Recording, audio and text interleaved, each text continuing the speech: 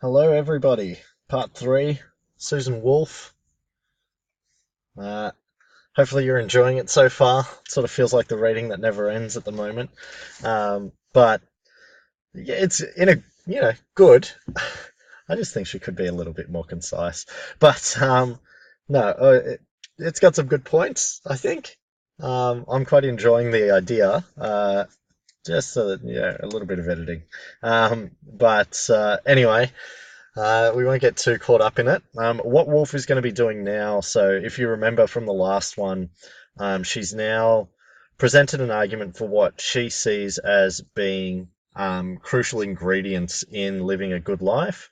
So that is um, uh, following your passion and doing something that is sort of greater than yourself, is sort of the way that she puts it. We're going to get more details about particularly the greater than yourself one in the next recording, in recording 4. This recording is going to focus on the fulfillment view, which is how she's wording it. If you were only to pursue a life spent um, oh, sorry, if you were only to live your life based on what brings you pleasure, or rather, following your passion. Pleasure is definitely the wrong word to use. But um, yeah, so if we only took that first ingredient of following your passion, Wolf calls this the fulfillment view of a meaningful life. Um, and she's obviously going to be arguing that it leaves something wanting because obviously she thinks that you need both the fulfillment view and also, um, a greater meaning, which, as I said, she'll expand on a little bit more in the fourth and then obviously the fifth recording as well. So, without any further ado, before we jump into um, the reading, we're going to get Wolf talking quite a bit about hedonism in this one. So hedonism, for those of you who aren't aware, as I've got it up on the screen there, is the ethical theory that pleasure, in the sense of the satisfaction of desires, is the highest good and proper aim of human life. Hedonism is a theme that pops up in pretty much all of the texts that we study in this area of study. Here, though, Wolf is going to be speaking directly to it at times, so it's important that you have an understanding of it. So, for a hedonist, the true meaning of life, if we're going to use that sort of terminology, is the pursuit of pleasure. Um, you can see the problems that can arise here. Um, you know, we can point to Callicles from the Gorgias reading as an example of pleasures that are not good for us, and when we pursue those, then this doesn't actually result in a good life, or as Wolf would put it, a life of meaning. Um, we are going to get a much more reasonable account of hedonism in the reading, which obviously I'll explain when we get to it, but one that argues that it's not simply sort of the amount of pleasure, it's also the quality of those pleasures. So it's attempting to bring some sort of value measurement to the type of pleasure that you experience. But as I said, I'll expand more on that when we get to it. Um, so, with that in mind, we'll get started on the reading. So, pens and highlighters at the ready, and let's go. So, the fulfillment view. Let us turn our attention then to the first of the popular views I mentioned, the one that stresses the subjective element, urging each person to find his or her passion and pursue it. So you remember this is sort of the first of the commonly identified methods for achieving the good life. Find your passion and pursue it. It is easy to see why someone would support this advice and find plausible the claim that being able to pursue a passion adds something distinctive and deeply good to life. So, she's saying there's a lot of validity to this. You can clearly understand why people advocate for it. It adds something distinctive, so something unlike anything else, and deeply good. So not, she's clearly implying here that this isn't like a, um, a fleeting idea of goodness, but it's something quite valuable. It is easy to see why someone would support this advice and find plausible the claim that being, repeating myself, sorry, for the advice, at least as I understand it, rests on the plausible empirical supposition that doing what one loves doing, being involved with things that one really cares about, gives one a kind of joy in life that one would otherwise be without. So lots of ones in that sentence, but just to break it down, when she's talking about plausible empirical supposition, she's saying if we have a look at the world and the way that people live, it's pretty fair to say that when someone is able to be involved in something that they really care about, there's this unique kind of joy that they get.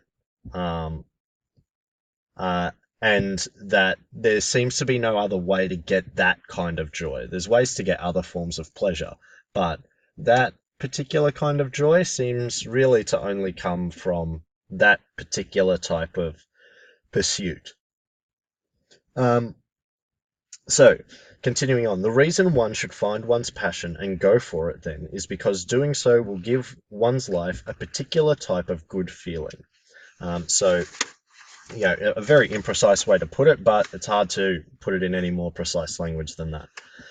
So a particular type of good feeling. Now, particular, she's really implying here that by particular we mean something different from other fields or other types of pleasure we experience in our life. This good feeling is different. Moreover, the distinctiveness of the type of good feeling in question makes it possible to see how the kind of life that engenders such feelings would be associated with meaningfulness, and how therefore one might be led to identify a meaningful life as a life lived pursuing one's passions. Let us refer to the feelings one has when one is doing what one loves, or when one is engaging in activities by which one is gripped or excited, as feelings of fulfillment. So again, lots of ones in that sentence.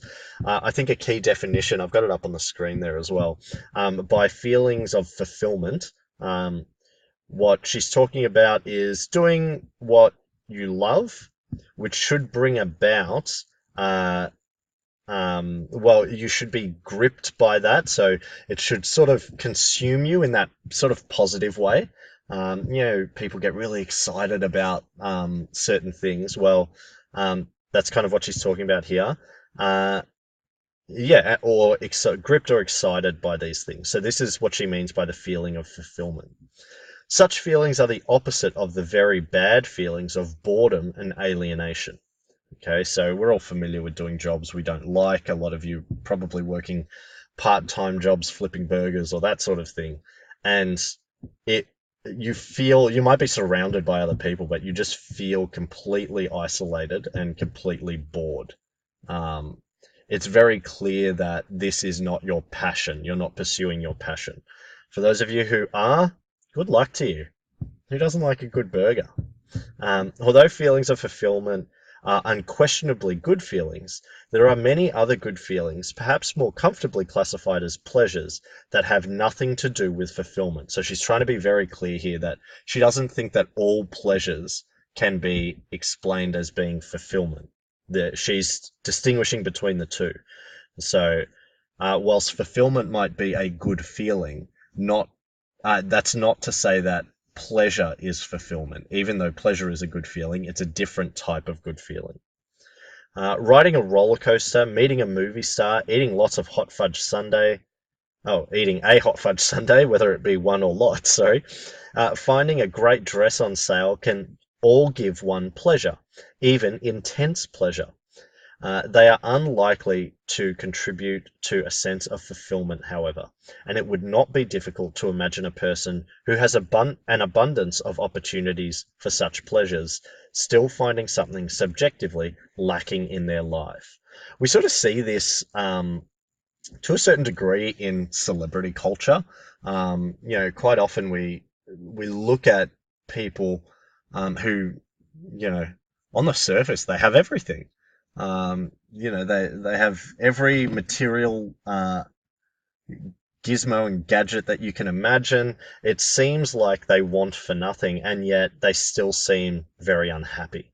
And so this is us identifying that even with all of that, all of those opportunities for pleasure, which is what Wolf is talking about here, they seem to be lacking something else in their life.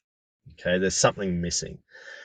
Further, someone whose life is fulfilling has no guarantee of being happy in the conventional sense of that term. So now this is an important point and an interesting one that really does distinguish fulfillment from pleasure. Uh, Pleasure is pleasure, and pleasure is not really present in the uh, yeah, simultaneously with something like distress. Okay, so it's although Socrates would certainly disagree with that. But hopefully you can see the point that I'm trying to make. Um, what she's talking about here is that if we're simply pursuing pleasure and it didn't bring about pleasure, we would just stop.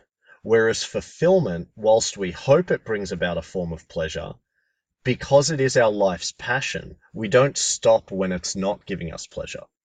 Okay, we sort of push through the grind of it. Um, the bumps and bruises that come along with playing the sport that you love, for example, they're just sort of part of it. So if you were doing it purely to try and achieve pleasure, well, you wouldn't.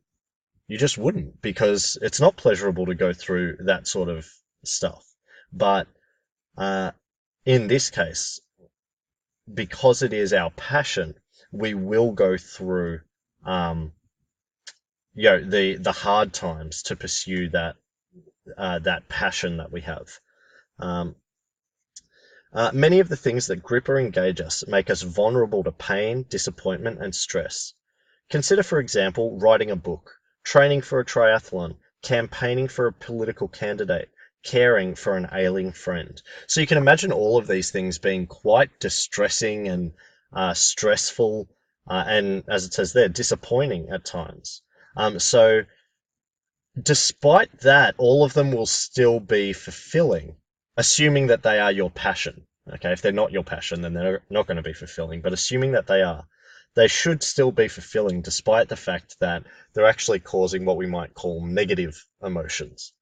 Um, it may later be useful to bring to mind the fact that feelings of fulfillment are but one kind of positive feeling, and potentially compete with other kinds. Spending one's time, energy, money, and so on the projects that fulfill you necessarily reduces the resources you have for engaging in activities that are merely fun. So, the more time you spend writing that book, as the example that she's used, the less time you have, uh, hanging out with friends and going and watching movies. Now, whilst being with friends and watching movies is certainly enjoyable, and it brings a sense of pleasure, uh, it's it may not be fulfilling for this individual. And certainly, if they find writing a book to be their life's passion, then it wouldn't be fulfilling for them. They would get pleasure out of seeing a movie with friends, but they would give that up to continue indulging their passions. Okay, in this case, writing a book. Moreover, to the extent that one source of fulfillment or sources, sorry, of fulfillment are also sources of anxiety and suffering, the pleasure one gets from pursuing these things may be thought, at least from a hedonistic perspective, to be qualified or balanced by the negative feelings that accompany it. So first little nod to hedonism here. She's going to expand on this a little bit later on. Uh, Still, the fact that most of us would willingly put up with a great deal of stress, anxiety, and vulnerability to pain in order to pursue our passions can be seen as providing support for the idea that fulfillment is indeed a great and distinctive good in life. So don't be confused here. Wolf is not saying that living a life of fulfillment, so pursuing your passions, is a bad life. It could be, as we'll see, but it's not necessarily a bad life. What the argument she's going to make is that even with that, there's still something missing. Okay, there's something that isn't like doesn't guarantee a meaningful life. That's the point that she's going to be making here. Um, I think that last sort of point that she makes there, fulfillment. So the fact that we would go through stress, anxiety, vulnerability to pain to pursue our passion shows us that it is something different from other pursuits that we have, and also something really and distinctively good. Um, okay, so it tells us that this is something very special to us. Insofar as the view that urges us to find our passion and go for it expresses that idea, there is a lot to be said for it. From here, I shall refer to that view as the fulfillment view. So, the fulfillment view, which he's going to use from now on, is finding our passion and then pursuing it and going for it. Okay, that's what we need to understand when she uses fulfillment view. Because feelings of fulfillment are different from and sometimes compete with other types of good feelings, types that are more pragmatically associated with terms like happiness and pleasure, it is plausible to interpret the fulfillment view as a proposal for what gives meaning to life. So, a lot of the time, fulfillment is associated with happiness and pleasure. And so perhaps these are the things that give meaning to life, is what she's saying.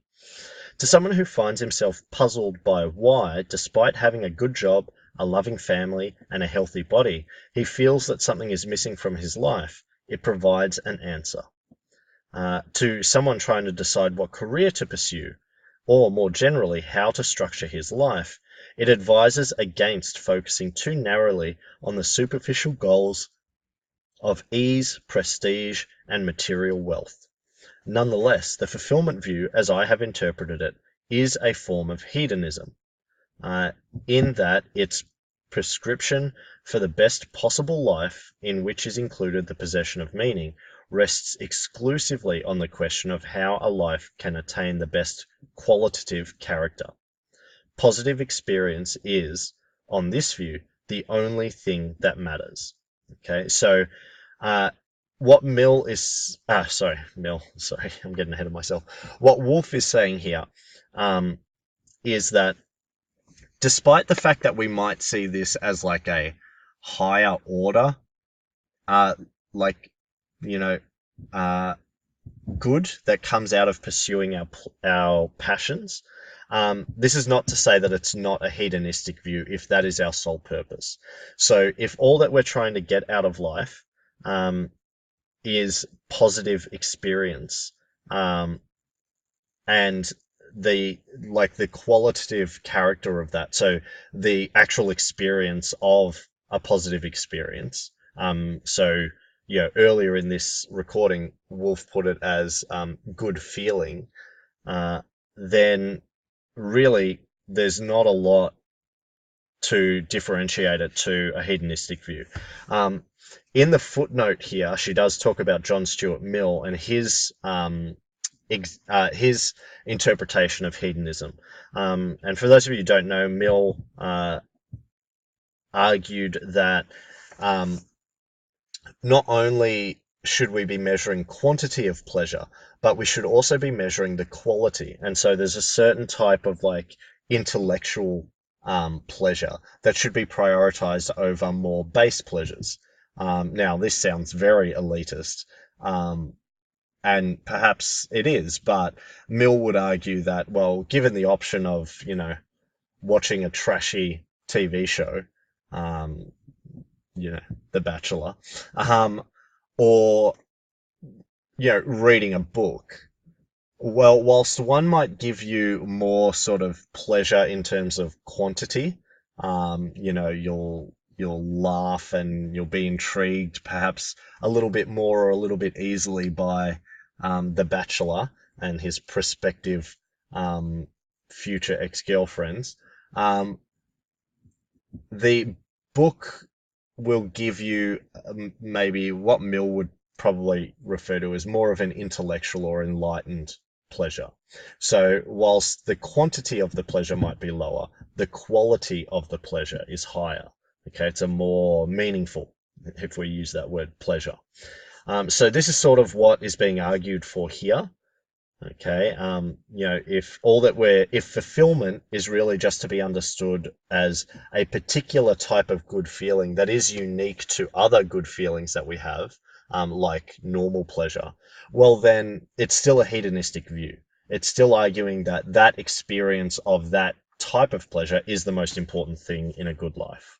Okay, um, so yeah, hopefully that makes sense. Uh, for this reason, it seems to me the view is inadequate as it stands. If, as the fulfillment view suggests, the only thing that matters is the subjective quality of one's life, so your own point of view of whether you are having a good life or not, then it shouldn't matter in our assessment of possible lives which activities give rise to that quality. So, in other words, if the fulfillment view was correct, then really the only measure we would have for a good life is whether you felt fulfilled by that life, which means that we really lose any ability to determine the difference between good quality and bad quality passions. And we'll see, she uses the example once again of, you know, a drug addict, so someone who just wants to sit around and smoke marijuana all day. Um, well, if they feel fulfilled through this, the fulfillment view would say, yes, they're living the good life. But I think, well, what Wolf is saying is, this doesn't seem right. There seems to be something missing from their life. Sitting in your room and smoking pot all day, despite how fulfilling it might feel to you, surely can't be the good life. Uh, you know, no one else would identify it as the good life. Um, so there's obviously something missing. If the point of finding one's passion and pursuing it is simply to be fulfilled, that is, to get and keep the feelings of fulfillment, then it shouldn't matter what activities or objects one has a passion for. Considering a variety of lives, all equally fulfilling, but differing radically in the sorts of things that give rise to that fulfillment, however, may make us wonder whether we can really accept that view. So, hopefully that's been clear so far what their fulfillment view is, and the problem that Wolf has with it, that it has this lack of distinction between the quality of fulfillment. Okay, that there's something wrong, implicitly wrong with a theory that says that someone who sits in their room all day playing video games is living and feeling, sorry, just to be clear, and feels fulfilled by that, is living an equally good life as someone who is, pursuing their passion of, um, uh, you know, curing HIV in the third world, or well, preventing HIV in the third world. Okay, we look at these two and go, imagine that they're equally fulfilled. So both of them are fulfilled from that perspective of they are pursuing their passion. It would be a bold person to say, well, both of them are living an equally good life then, because they're both pursuing their passion. Um, it seems like there must be something wrong with a theory that allows this, and the fulfillment view does allow it, according to Wolf. Okay, so we're going to get some good examples coming up that should help to sort of illuminate this idea. What Wolf is going to be saying in this next part, as it says on the screen there, is that fulfillment does not assure meaning. Okay, uh, and this is an important point, because remember, meaning is the important ingredient in the good life, according to Wolf. You have to have a life of meaning for it to be a good life. So, imagine in particular a person whose life is dominated by activities that most of us would be tempted to call worthless, but which nonetheless give fulfillment to that person. I earlier gave the example of a person who simply loves smoking pot all day, and another, or maybe the same person, who is fulfilled doing crossword puzzles. Or worse, as personal experience will attest, Sudokus. We might also consider more bizarre cases. A man who lives to make handwritten copies of the text of War and Peace, or a woman whose world revolves around her love of her pet goldfish. Do we think that, from the point of view of self-interest, these lives are as good as can be? provided perhaps that their affections and values are stable and that the goldfish doesn't die. So she's negating sort of the idea of becoming like a complete recluse here, and this being the only thing that you do. If you imagine pursuing your passion, well, you can't do that 24 hours a day. And so she's saying that about these people. Just like anyone else who pursues their passion, let's say your passion is writing. Well, you can't write 24 hours a day. You have to do other things as well. It's just that when you have a choice of what you are going to do, you would choose to write. That's your passion. Um, you know, let's take someone who's smoking pot. Okay, they're not doing this 24 hours a day, but when they have a choice, they're going to pursue that passion. Uh, and yeah, so Wolf is saying, let's imagine that they are fulfilled by this, um, and that they are actually still functioning. Okay, they're not insane or anything like that. So initially, perhaps not everyone will answer these questions in the same way. Some will not know what to think. In part, I believe this is because we are uncomfortable making negative judgments about other people's lives, even about imaginary other people who are conceived realistically enough to be stand-ins for real people. So what Wolf is saying here is you might feel a bit squeamish about looking at these people's lives and judging them and saying that they're living a worthless life. Um, but Wolf is sort of saying you might be reluctant to say it, but you're probably thinking it. I certainly am.